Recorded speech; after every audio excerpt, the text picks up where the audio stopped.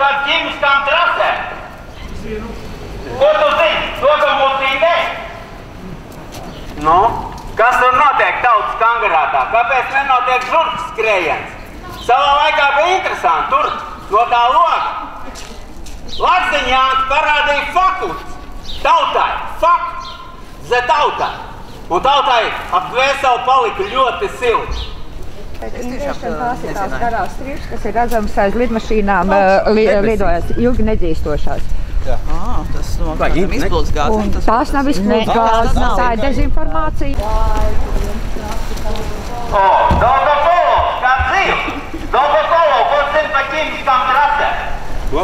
Par ķīmiskām trasēm, piedod Dolgopolo, lai tas studē. Un saviem frakcijas biedriem arī.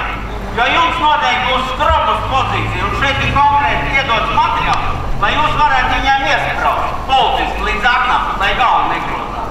Ok, labi.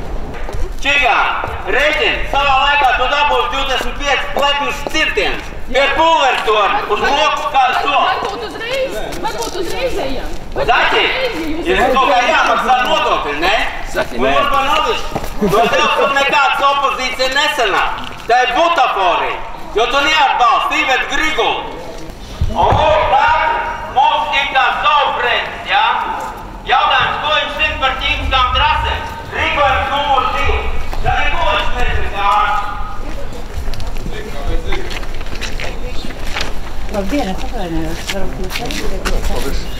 Nodevējs, Vislatvāns, Saimnes Sils Baroklis. Zidars, viss kārtībā. Ko viņš zina par ķīmiskām trasēm? Ko viņš zina par to, ka tautīja? Ka viņam pofi, ka tikai pierīgi. Viņš vispār kaut ko zina? Vai uz bērndārs granātu atsiet? Ar ložmetēju. Labrīt. Labrīt, savus nodevēju parādnieki. Vislatvāns. Leškauns kā dzīvs.